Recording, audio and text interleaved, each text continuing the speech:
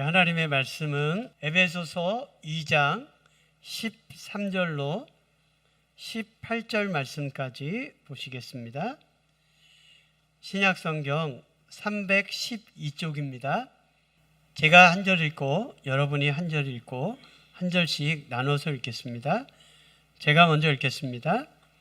이제는 전에 멀리 있던 너희가 그리스도 예수 안에서 그리스도의 피로 가까워졌느니라.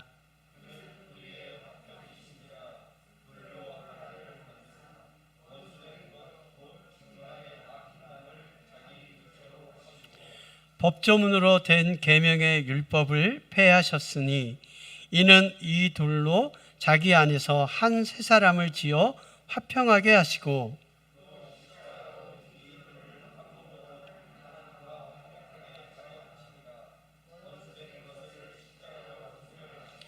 또 오셔서 먼 데 있는 너희에게 평안을 전하시고 가까운 데 있는 자들에게 평안을 전하셨으니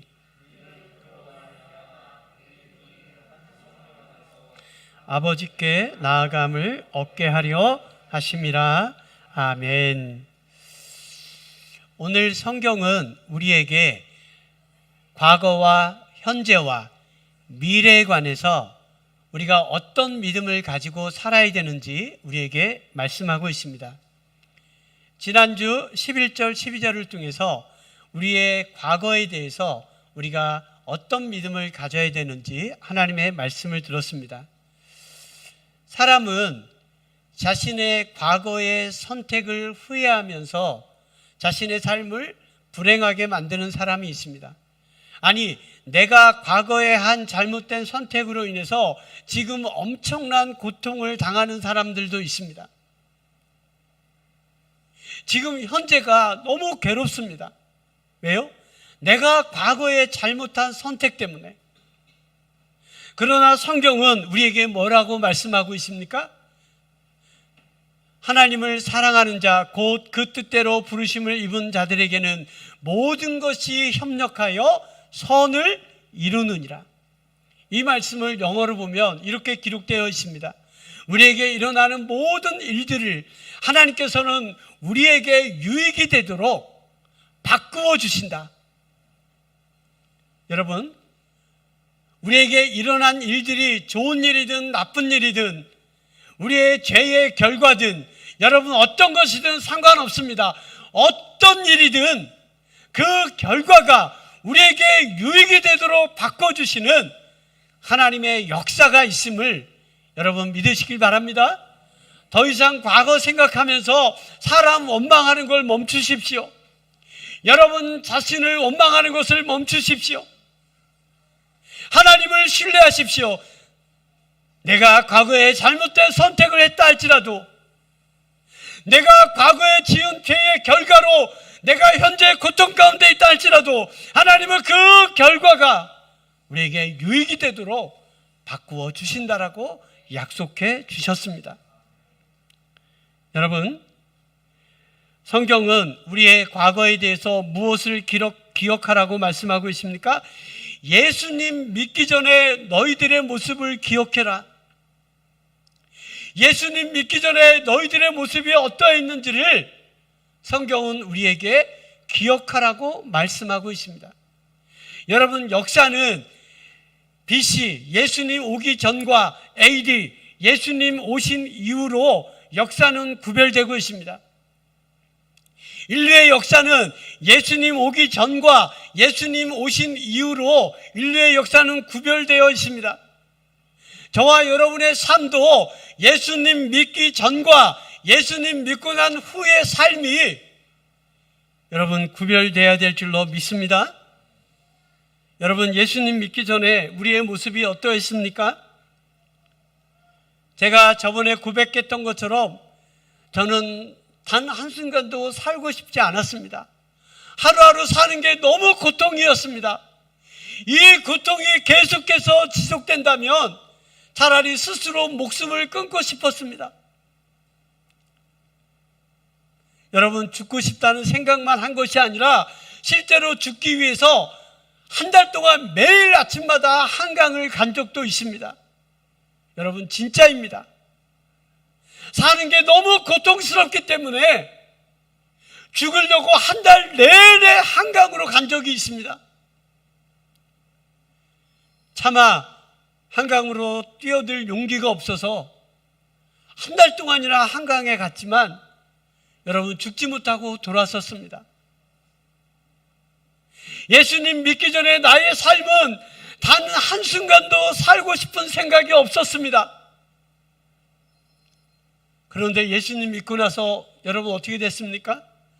모든 삶이 여러분 소망으로 가득 차게 되었습니다. 여러분, 예수님 믿기 전에는 단 한순간도 기쁘지 않았습니다. 여러분, 예수님 믿고 난 다음에는 단 한순간도 기쁘지 않은 순간이 없습니다. 아무리 힘들고 어려워도 하나님이 주시는 위로와 기쁨이 있었습니다. 예수님 믿기 전에는 인생의 목적이 아무것도 없었습니다. 왜 살아야 되는지도 몰랐습니다. 여러분, 예수님 믿고 나서 하나님이 내 안에 부어주시는 거룩한 소망과 열정으로 가득 찼습니다. 하나님이 부어주시는 거룩한 소원들이 여러분 내 안에 채워지기 시작했습니다. 예수님 믿기 전에는 내 자신만을 위해서 살았습니다. 그러나 지금은 내 자신을 위해서 살지 않습니다. 오직 하나님을 위해서, 하나님이 내게 맡겨주신 교회를 위해서, 그리고 성도들과 내 가족을 위해서 살고 있습니다. 여러분, 내가 고민하고 걱정하고 염려하고 있다가도 내가 고민하는 내용들을 생각하면 너무너무나 감사한 것입니다. 내가 예전에 할 수 없었던 고민들이었습니다. 내가 어떻게 하면 다시 죄를 짓지 않을 수 있을까?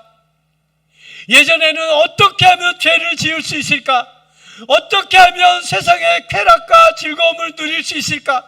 어떻게 하면 죄를 지을까만 생각했는데 이제는 어떻게 하면 그런 죄를 짓지 않고 살 수 있을까? 어떻게 하면 하나님이 기뻐하시는 삶을 살 수 있을까? 어떻게 하면 내게 맡겨주신 성도들이 하나님의 뜻대로 살게 할 수 있을까? 우리 성도들을 위해서 하는 기도가 어떻게 하면 응답이 돼서 성도들이 하나님의 은혜 가운데 회복될 수 있을까?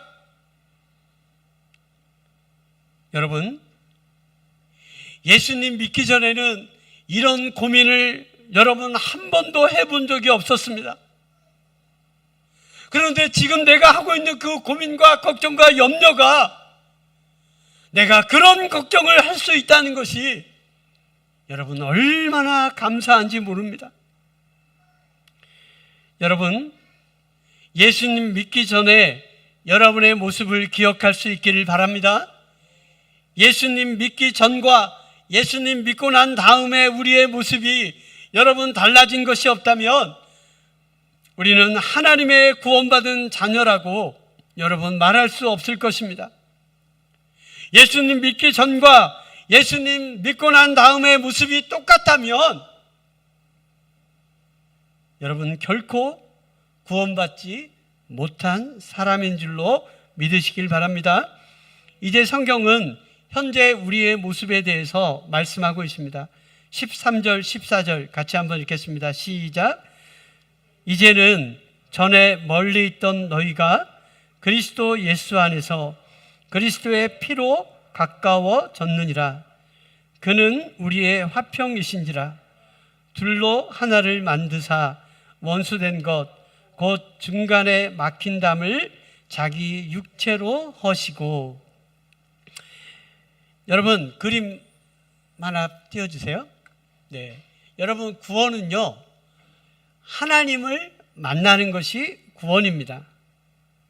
그런데 인간이 죄를 범한 순간 하나님을 만날 수 없게 되었습니다.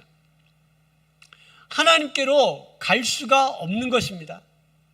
인간이 하나님을 만나는 것이 구원인데 죄 때문에 하나님께로 나아갈 수가 없습니다. 네, 다음 그림이요.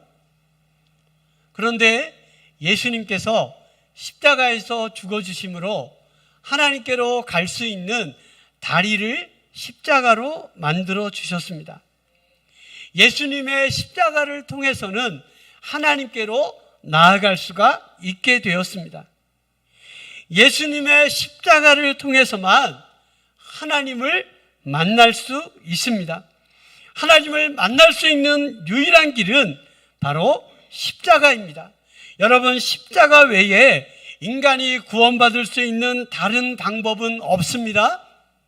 하나님이 우리에게 구원받을 만한 다른 이름을 주신 적이 없다라고 성경은 말하고 있습니다. 인간의 죄의 문제를 해결할 수 있는 방법은 오직 예수님의 십자가뿐입니다. 여러분, 십자가는 축복의 문입니다. 십자가를 통과해야만 축복의 문으로 들어갈 수 있습니다. 다음 사진 한번 보여주시죠. 여러분, 저 여자가 누굽니까? 네, 오프라 윈프리라는 미국 흑인 여성입니다. 오프라 윈프리 잘 아시죠? 15살 때인가요? 13살 때인가 성폭행 당해서 죽고 싶은 심정으로 폭식을 했대요. 그래서 몸무게가 100kg가 넘어갔습니다. 그리고 얼마나 많은 자살 시도를 했는지 몰라요? 근데 그 오프라 윈프리가 하나님을 만나고 변화되었습니다. 오프라 윈프리가 진행하는 오프라 윈프리 쇼에는 많은 사람들이 감동을 받습니다. 왜요? 오프라 윈프리의 유명한 단어가 있습니다. 나는 당신의 아픔에 공감합니다. 왜요? 오프라 윈프리는 너무나 많은 고통과 어려움을 겪었기 때문에 어떤 사람이 나와도 그 사람의 아픔에 공감할 수 있는 그런 상처가 있었습니다.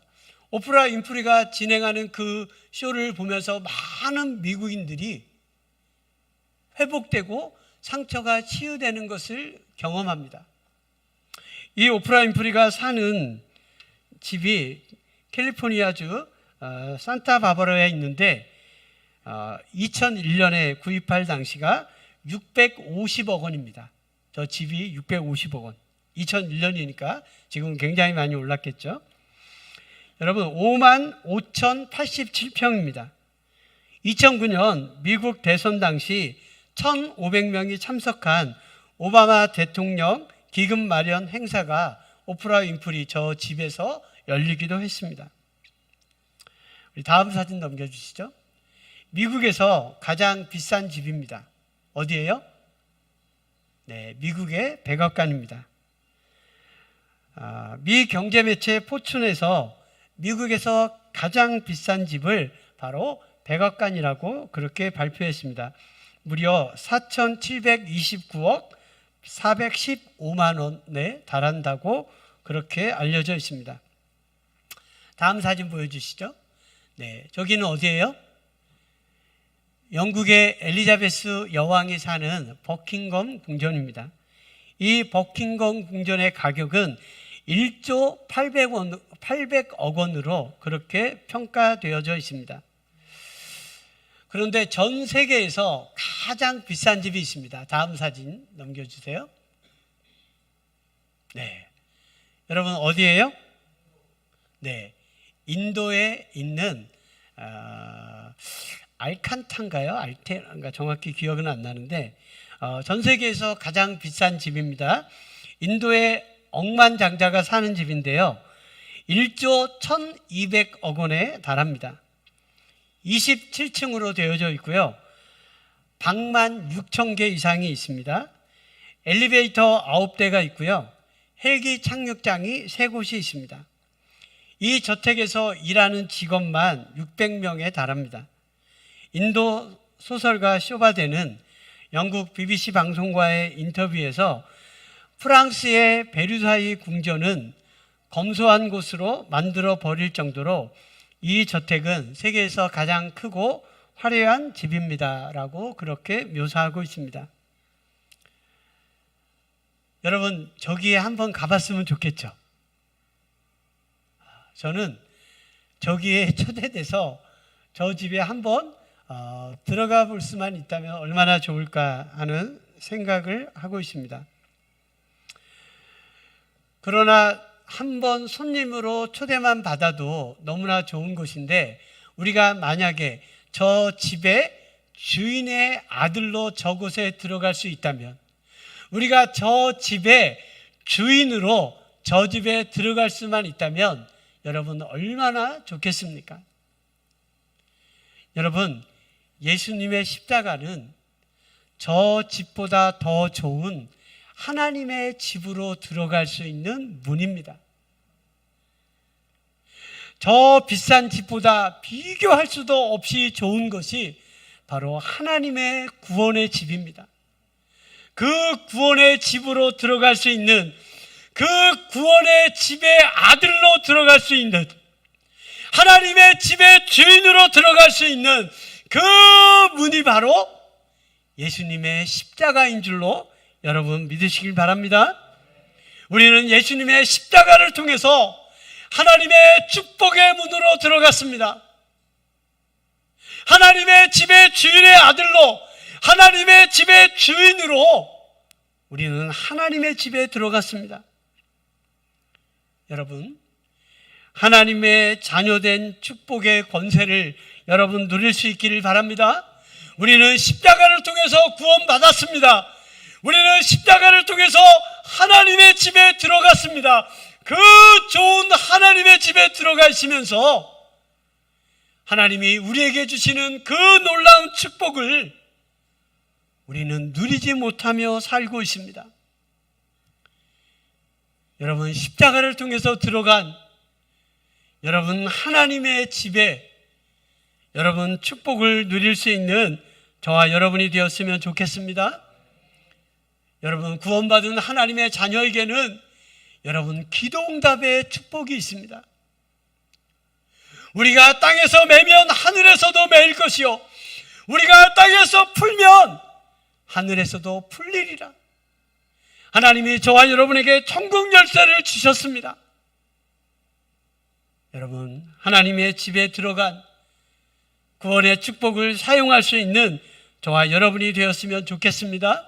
여러분, 하나님의 성령께서 우리와 함께 하시고 우리의 삶을 인도하시고 여러분 우리의 삶 가운데 역사하고 있습니다. 어제 집에서 TV를 보는데 중국에서 무인 택시가 운행되고 있습니다. 네. 그래서 한국 방송국 기자가 중국의 무인 택시를 탔어요. 근데 택시 안에 사람이 없는 거예요. 네. 그래서 출발을 누르고 그리고 주소를 지정하니까 사람이 없는 무인 택시가 그냥 저절로 움직이는 거예요. 여러분, 우리나라 현대에서도 25년에 무인 택시를 상용화하겠다라고 발표했습니다.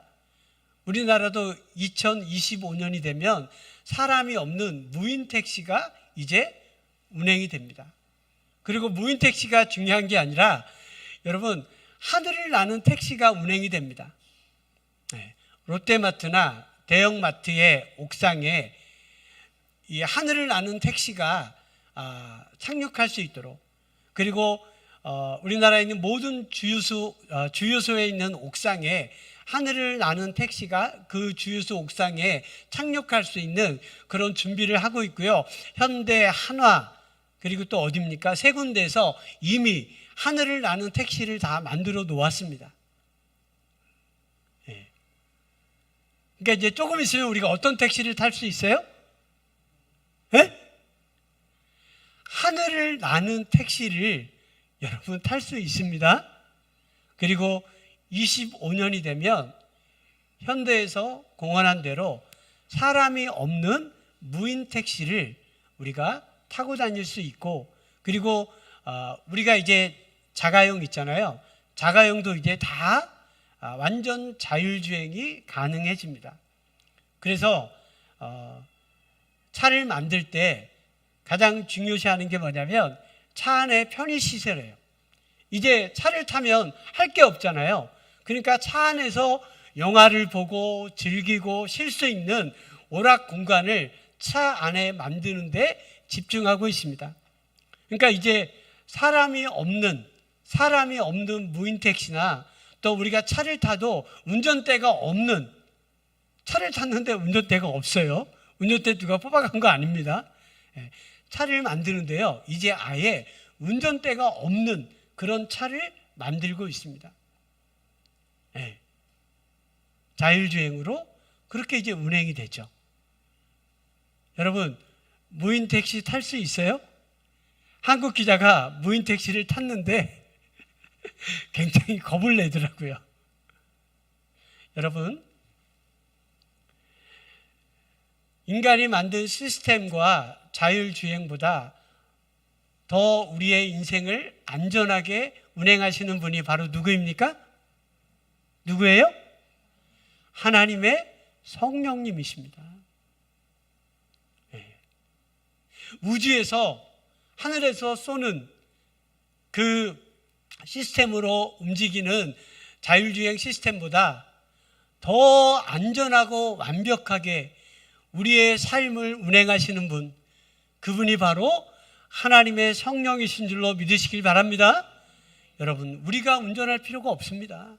우리의 인생의 운전대를 성령님께 내어 맡기고 그분이 운행하시는 대로, 그분이 인도하시는 대로 따라가면 되는 하나님의 축복을 우리는 십자가를 통해서 하나님이 우리에게 주신 줄로 믿으시길 바랍니다. 우리는 십자가를 통과해서 구원을 받았습니다. 십자가의 문을 통과해서 하나님이 주시는 놀라운 축복 가운데 들어갔습니다. 여러분, 하나님의 축복을 누릴 수 있는 저와 여러분이 되었으면 좋겠습니다. 우리 15절 우리 같이 한번 읽겠습니다. 15절 시작.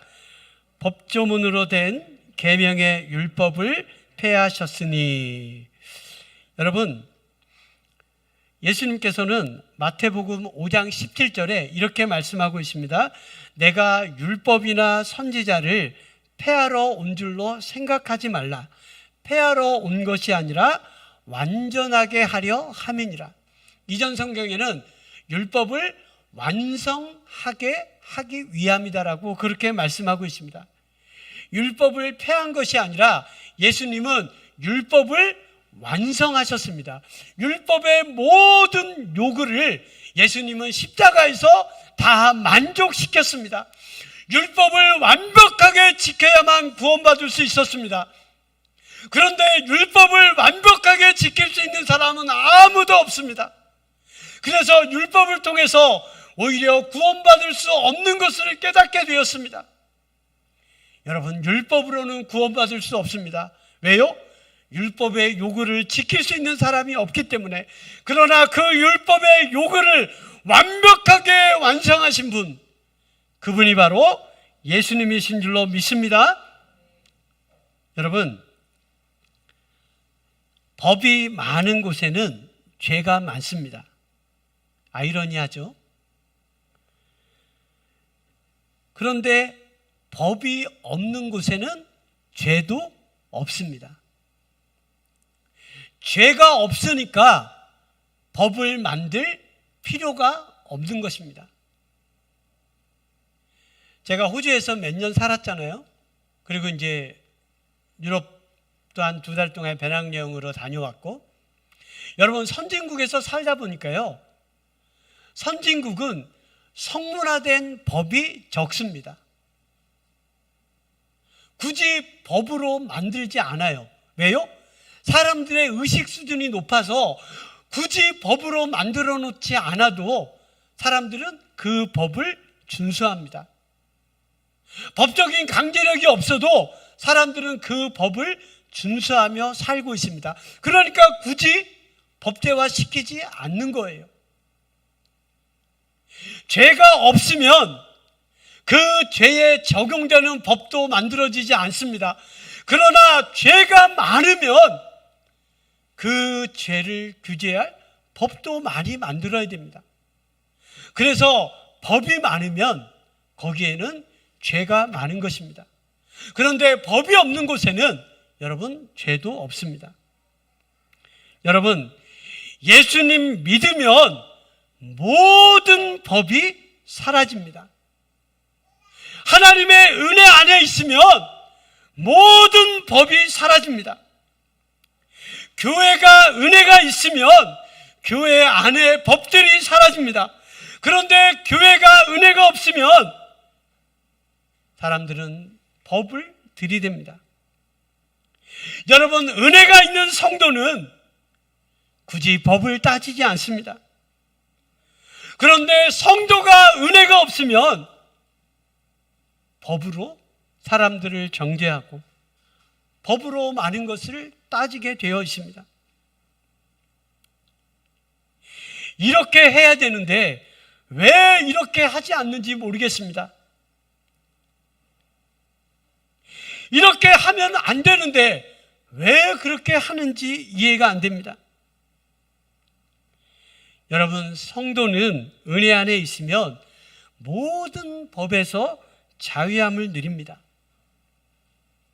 하나님의 은혜가 사라지는 그 순간 성도라 할지라도 여러분 율법에 사로잡히게 되어 있습니다. 하나님의 교회가 여러분 은혜가 있으면 있을수록 그 교회에는 자유함이 넘칩니다. 왜 이렇게 하는지, 왜 그렇게 하지 않는지 말하는 사람들이 없어집니다. 여러분, 우리 주사랑교회는 여러분 은혜가 있고 여러분 법은 없어지는 교회가 되었으면 좋겠습니다. 여러분, 성도들도 마찬가지입니다. 하나님의 은혜가 충만하면 우리 안에 있는 모든 율법들이 여러분 자연적으로 소멸됩니다. 여러분, 교회가 은혜가 없으면 많은 사람들이 이렇게 저렇게 따지기 시작합니다. 그래서 현재 자기 자신에 대해서 이렇게 저렇게 따지는 사람, 성도들을 향해서 이렇게 저렇게 따지고 있는 사람, 하나님의 은혜가 사라진 사람입니다. 여러분, 하나님의 은혜로 충만한 성도들이 되시기를 주의 이름으로 축원합니다. 하나님의 은혜가 있으면요 결코 따지지 않습니다. 우리 14절 같이 한번 읽겠습니다. 시작. 그는 우리의 화평이신지라 둘로 하나를 만드사 원수된 것 곧 중간에 막힌 담을 자기 육체로 허시고. 여러분, 이스라엘 사람들이 가장 좋아하는 단어가 샬롬입니다. 샬롬. 샬롬이 무슨 뜻이죠? 차준서, 이스라엘 갔다 왔지? 이스라엘에서 사람들이 뭐라고 인사해요? 샬롬이라고 인사해요? 샬롬이 무슨 뜻이에요? 네, 하나님의 이름으로 축복합니다. 샬롬이라는 뜻은요, 평안, 평화라는 뜻입니다. 이 이스라엘 사람들이 사용하는 샬롬은 다양한 뜻을 갖고 있는데요. 전쟁이 없는 평화가 샬롬이고요.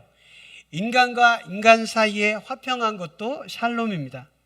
그리고 육체적으로 건강한 상태도 샬롬이고요. 마음의 근심과 두려움이 없는 평화의 상태도 바로 샬롬이라고 그렇게 표현하고 있습니다. 이스라엘 사람들의 인사가 샬롬이라는 그러는 인사가 된 데에는요, 이스라엘 사람들이 너무나 힘들고 고통스러운 삶을 살았기 때문에 그들은 샬롬이라는 인사를 할 수밖에 없었습니다. 여러분, 우리나라 인사가 뭐죠? 지석이 어디 갔어? 예? 지석이 목사님한테 인사해봐. 네, 지석이가 교회에 오자마자 목사님 안녕하세요 하고 인사하더라고요. 안녕하세요. 안녕이 무슨 뜻이죠? 예, 제가 국어사전을 찾아보니까 안녕이라는 뜻은 아무 탈 없고 문제가 없이 평안한 상태를 바로 안녕이라는 뜻으로 국어사전에 정의되어 있습니다. 여러분, 우리나라 사람들도 안녕하세요, 안녕하십니까? 라고 그렇게 인사하시죠? 왜요? 우리나라 사람들도 이스라엘 사람들처럼 너무나 많은 고통과 어려움을 겪었기 때문에 우리나라 사람들의 인사도 안녕하세요, 안녕이라는 인사를 할 수밖에 없었습니다. 여러분, 이스라엘 사람 샬롬, 우리나라 사람 말하는 안녕 같은 의미입니다. 샬롬, 평안, 안녕, 평안. 이스라엘 사람들과 한국 사람들만 평안하세요, 안녕하세요 이렇게 인사하는 것이 아닙니다. 모든 시대에 모든 사람들이 평안을 원하기 때문에 그들은 샬롬, 안녕이라는 말로 인사를 하고 있는 것입니다. 여러분, 모든 시대, 모든 사람들이 원하는 것이 바로 무엇입니까? 바로 샬롬입니다. 바로 안녕입니다. 우리 마음의 평안입니다. 그런데 오늘 성경은 예수님이 우리의 화평이신지라 라고 말씀하고 있습니다. 여러분, 예수님이 평안이라고 성경은 말하고 있습니다. 모든 시대를 통틀어서 모든 사람들이 평안을 원했습니다. 그런데 예수님이 평화입니다. 예수님이 없는 곳에는 여러분 평안이 없습니다. 왜요? 평안이 바로 예수님이시기 때문에. 많은 사람들이 평안을 구하고 있지만 그들에게는 예수님이 없기 때문에 그들은 평안을 얻지 못했습니다. 여러분, 우리가 돈이 없어서 평안하지 않은 것이 아닙니다. 우리가 좋은 집이 없어서 평안하지 않은 것이 아닙니다. 육신이 건강하지 못해서 우리에게 평안이 없는 것이 아닙니다. 바로 우리의 평안이신 예수님이 없어서 우리의 삶에 평안이 없는 것입니다. 여러분, 예수님은 평안입니다. 예수님을 만나야, 예수님 안에 거해야 우리가 평안해질 수 있는 것입니다. 예수님은 평안이시기 때문에. 여러분의 삶은 안녕하십니까? 여러분의 현재 삶은 여러분 평안하십니까?